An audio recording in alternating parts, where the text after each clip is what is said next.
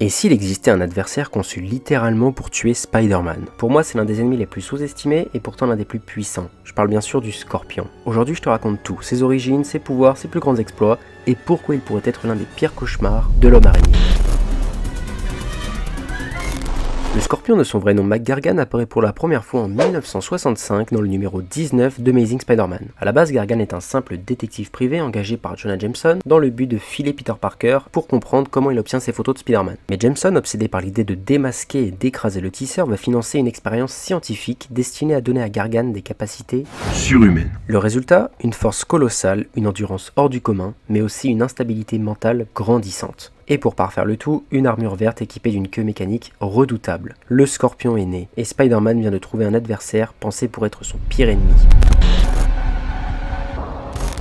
Si Spider-Man est rapide, agile et malin, le Scorpion, lui, est une force brute pure. L'expérience menée sur McGargan a complètement transformé sa physiologie. Force surhumaine, il peut soulever au minimum 15 tonnes selon certaines sources. C'est simple, un coup bien placé de sa part peut envoyer Spider-Man s'écraser à travers plusieurs murs. Endurance extrême, il peut encaisser sans broncher des coups qui assommeraient d'autres super vilains, et survivre à des chutes de plusieurs étages. Sa combinaison le protège aussi des balles. Réflexe amélioré, même si on ne parle pas d'un acrobate comme Spidey, il peut suivre visuellement et physiquement les mouvements rapides de l'araignée, ce qui en fait un adversaire capable de le toucher, ce qui est déjà extrêmement rare. Queue mécanique, c'est son arme signature, reliée directement à son système nerveux, elle réagit aussi vite que ses propres membres. Elle peut frapper à plus de 90 km/h, assez fort pour plier de l'acier, projeter un adversaire à plusieurs mètres ou pulvériser un mur. Dans certaines versions, cette queue est équipée de gadgets, lance-acide corrosif, capable de dissoudre le métal, projectile à énergie, ou encore une pince ou une lame tranchante à l'extrémité, parfaite pour immobiliser une proie. Il possède également des sens aiguisés qui lui permettent de repérer sa cible même dans un environnement chaotique. En résumé, Spider-Man est un chasseur agile, mais face au Scorpion, il devient la proie. Si beaucoup voient le Scorpion comme un vilain de seconde zone, ses actions dans les comics racontent une toute autre histoire. Tout commence dans le numéro 20 d'Amazing Spider-Man en 1965, lorsque Gargan, fraîchement transformé, prend l'ascendant sur Spider-Man dès leur premier combat. Plus fort, plus rapide, plus brutal, Peter échappe de peu à la mort. Ce qu'il faut souligner ici, c'est que dès leur premier affrontement, Spider-Man perd. Il est physiquement dominé, épuisé, acculé. Il doit utiliser la ruse pour survivre et faire en sorte que la mutation du Scorpion s'aggrave au point qu'il devienne fou. Ce premier combat pose déjà une vérité. Le Scorpion est ce que Spider-Man aurait pu devenir s'il avait été créé sans conscience. Dès sa création, à ce moment-là de l'histoire, il est le seul vilain à être capable de battre Spider-Man au corps à corps. Après sa première apparition, McGargan revient dès le numéro 29. Toujours obsédé par sa revanche, on y voit déjà l'obsession maladive du Scorpion, prêt à tout pour vaincre Spider-Man.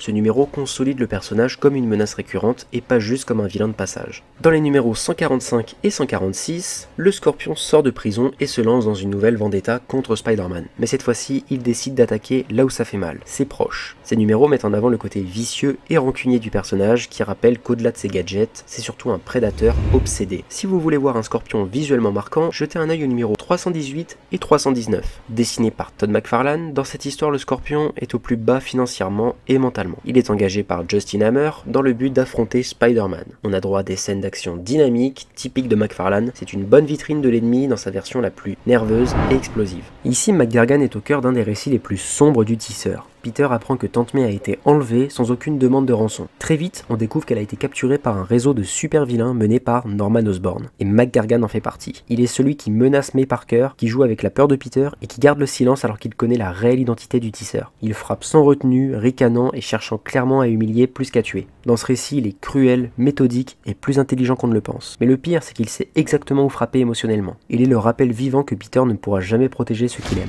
Lorsque Gargan devient le porteur du symbiote Venom, il atteint un niveau de terreur inédit. Osborn l'utilise dans les Thunderbolts, puis dans ses Dark Avengers, mais même dans ce rôle semi-officiel, il reste un danger incontrôlable. Il dévore ses ennemis sur le champ de bataille, il devient instable, monstrueux, plus proche d'un tueur en série que d'un soldat. Dans certaines scènes, même Norman Osborn semble craindre qu'il perde le contrôle. Le Scorpion, c'est pas juste un costume vert, c'est une menace constante dans la vie de Peter, capable d'exploiter ses faiblesses, de frapper là où ça fait mal. Et plus que tout, c'est un personnage qui n'a jamais cherché la rédemption, et dans certains récits, il devient l'un des adversaires les plus terrifiants de l'univers Marvel. C'est là qu'on comprend ce que représente vraiment McGargan, un miroir obscur de Peter Parker, un homme brisé par la science, instrumentalisé par les puissants, qui a choisi la colère et la domination. Il existe aussi une version du Scorpion dans l'univers Ultimate, mais attention ici, pas de McGargan. Dans le numéro 52, le Scorpion est en réalité un clone de Peter Parker créé par le projet mené par le Docteur Octopus. C'est une réinterprétation radicale et pour beaucoup, y compris moi, elle perd ce qui faisait la force du personnage original, sa transformation forcée, ses problèmes psychologiques et sa haine viscérale envers Spider-Man. Comme pour Carnage dans l'univers Ultimate, on efface l'humain derrière le costume et on obtient un antagoniste plus jetable.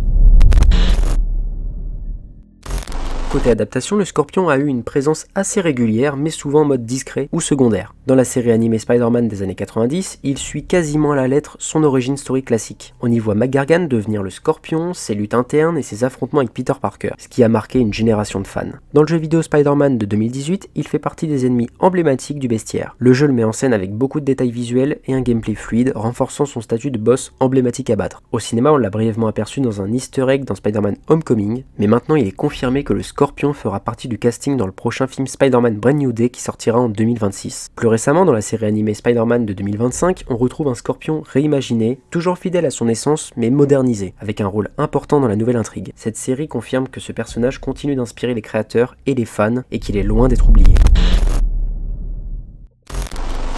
Personnellement, je vous conseillerais l'intégrale de 1965 qui regroupe à la fois sa première apparition et son retour dans le numéro 29, également l'intégrale de 1975 qui regroupe le numéro 145 et 146, le comics Spider-Man Le Dernier Combat, bien évidemment la série sur les Dark Avengers si vous voulez voir la période Venom, et après côté animation je vous conseille la nouvelle série Your Friendly Neighborhood Spider-Man qui est sortie en début d'année, où là t'as 2 épisodes entiers qui rendent vraiment hommage à ce qu'était le Scorpion dans les années 60, et si vous êtes curieux, je vous conseille cet épisode de la série Spider-Man des années 90 dans lequel on voit l'origine du Scorpion. Pour moi, le Scorpion reste l'un des prédateurs les plus redoutables de Spider-Man, pas juste un ennemi, mais l'incarnation même de la menace qui guette l'araignée. Et si un jour il débarque sur grand écran, prépare-toi, parce que là Spidey va vraiment transpirer. Abonne-toi pour plus de contenu ciné et comics, lâche un like pour me soutenir, ça me ferait vraiment plaisir. Sur ce, je vous dis à plus, c'était Pyro, ciao ciao.